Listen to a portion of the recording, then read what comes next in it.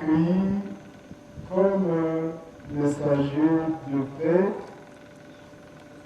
son éminence, le cardinal Philippe Donat Ambongo de Sougou, archevêque métropolitain de Kinshasa, Éminence, votre présence parmi nous est alors un signe éloquent de l'espérance chrétienne que l'Église, par la voix du Saint-Père, ne cesse de témoigner auprès des hommes et des femmes de tout temps pour leur demander de continuer à marcher,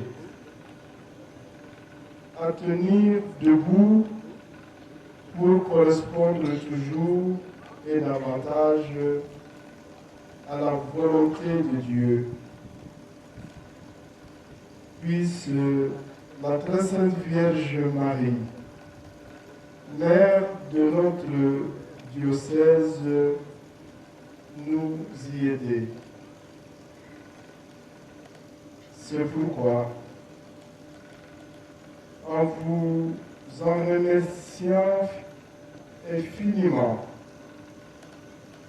je vous présente, Éminence, me vœux les meilleurs de joyeux Noël 2019 et d'une heureuse et sainte année 2020. J'adresse les mêmes vœux à toutes les familles du monde en général et à celles de notre diocèse en particulier, en priant pour, à l'instar de la Sainte Famille de Nazareth, nos familles, cellules de base de l'Église et de la société, soient de vraies demeures de foi chrétienne et d'amour.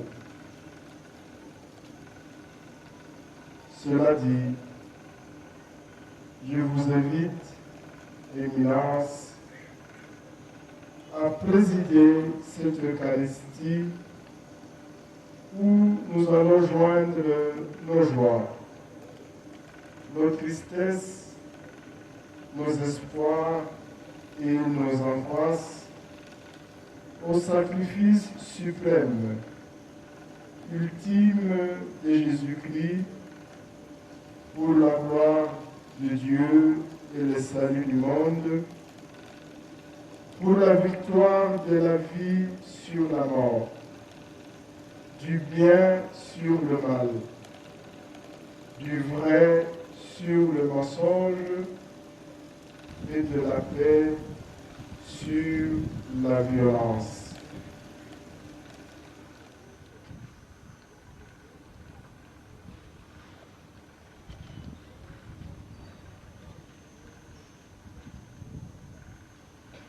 Monsieur le gouverneur du Nord Kivu, ici représenté,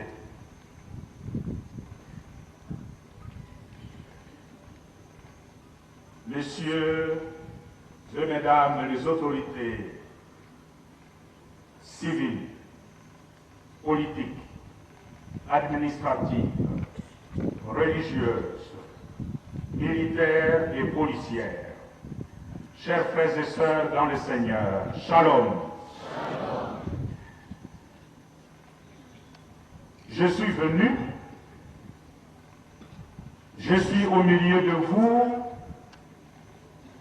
pour transmettre la sollicitude pastorale et les salutations du Saint-Père, le pape François, qui est très préoccupé et qui suit avec la plus grande attention la situation qui prévaut depuis quelques années à l'est de la République démocratique du Congo et particulièrement dans les diocèses, votre diocèse de Butembo-Beni. malgré les faits dramatiques que j'ai eu à observer, à entendre, à visiter depuis mon arrivée le vendredi passé à Béni, au-delà de tout ce qui peut paraître aujourd'hui comme un désastre, je suis très heureux d'être ici parmi vous. C'est avec grande joie que j'ai répondu à l'invitation de Monseigneur, votre évêque, et que je salue fraternellement de tout cœur. Touriste de passage, je suis venu vous réconforter et vous exprimer ma sollicitude pastorale durant ces temps de lourdes épreuves que vous traversez, pour vous dire que vous n'êtes pas seul.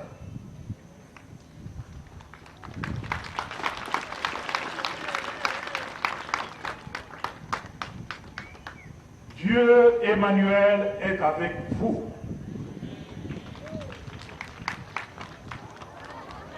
Le Saint-Père est de cœur avec vous. Tous les évêques du Congo sont en communion de prière et de cœur avec vous pendant cette période difficile de votre histoire. Ce sont aussi vos frères et sœurs d'autres diocèses de notre pays, le Congo, et même à travers le monde, seuls. Nous sommes venus prier avec vous pour nos familles biologiques, pour notre famille spirituelle, qui est le diocèse de Butembo-Beni, c'est-à-dire tous les fidèles et tous les corps qui œuvrent pour le bien-être du peuple de Dieu qui est dans ces diocèses. Sans aucun doute, les populations qui habitent ces diocèses ont vécu des événements dramatiques qui les ont sans doute déstabilisés. La vie dans nos familles est presque déstabilisée, paralysée. Les membres de nos familles meurent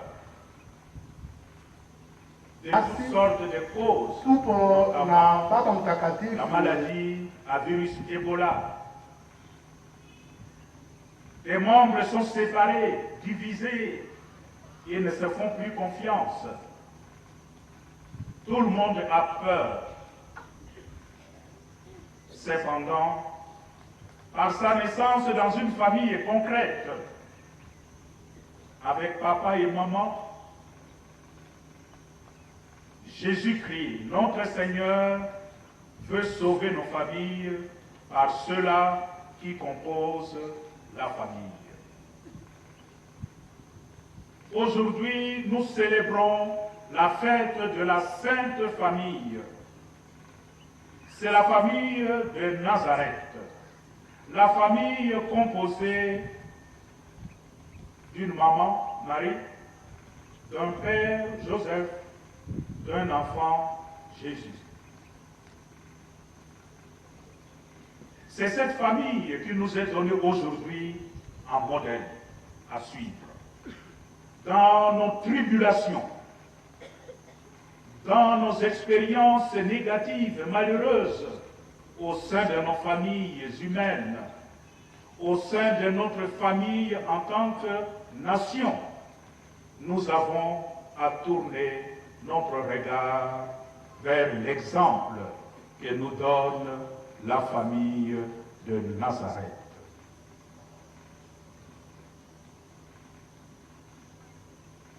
La famille de Nazareth fait défiler devant nos regards quelques vertus familiales.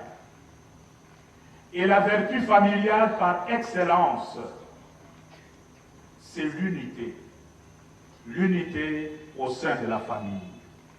Une famille qui n'est pas unie est une famille qui va à sa perte.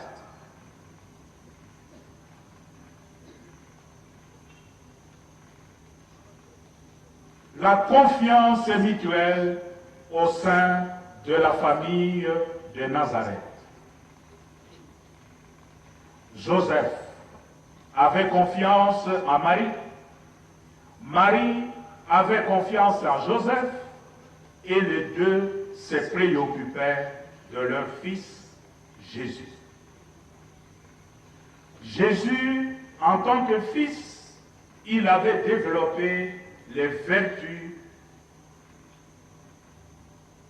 qu'on attend d'un enfant, naturellement l'obéissance aux parents, le respect, la considération, l'écoute des orientations des parents. Cela crée un climat de confiance mutuelle.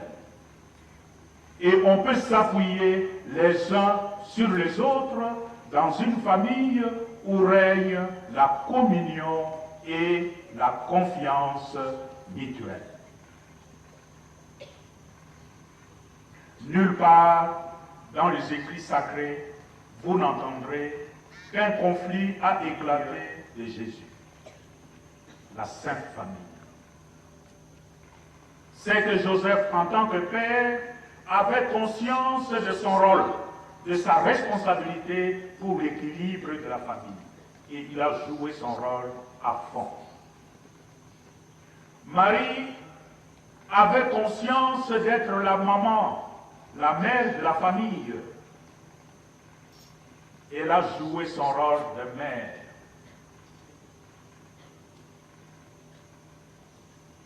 Jésus-Christ avait conscience d'être le fils de Marie et de Joseph. C'est ce modèle qui nous est présenté aujourd'hui en cette fête de la Sainte Famille. Le modèle des familles, modèle de communauté, modèle du vivre ensemble. Nous ne saurons jamais vivre ensemble si nous ne regardons pas le modèle que la Sainte Famille nous donne aujourd'hui. Jetons d'abord un regard sur la réalité autour de nous.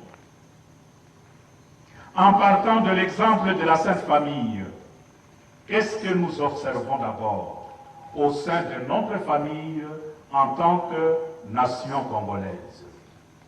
Et particulièrement par rapport à ce qui se vit ici en tant que famille diocésaine.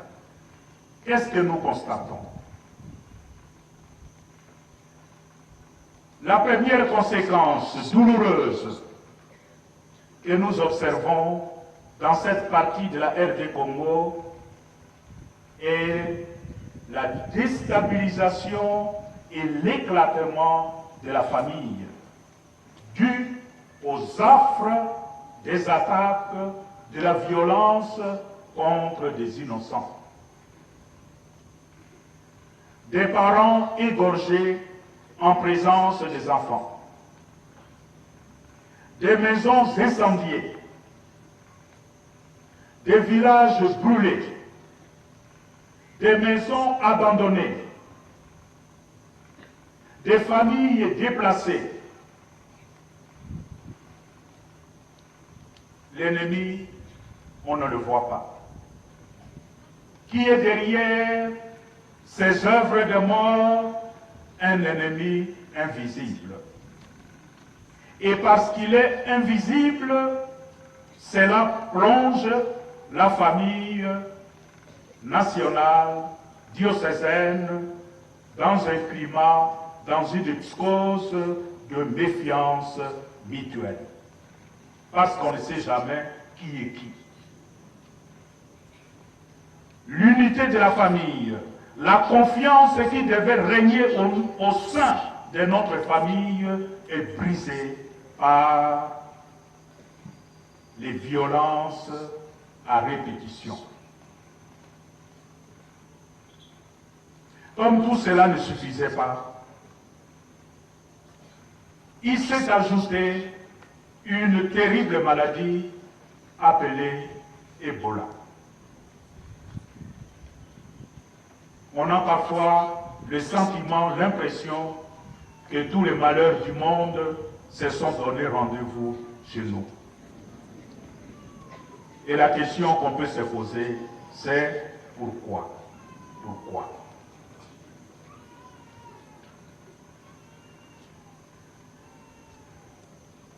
Nous sommes arrivés ici à Butembo hier, venant de Béni.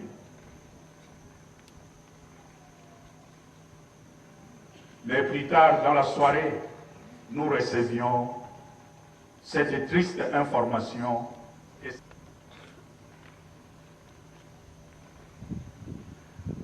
La liturgie de la parole de ce jour nous offre quelques piliers pour la reconstruction de notre famille.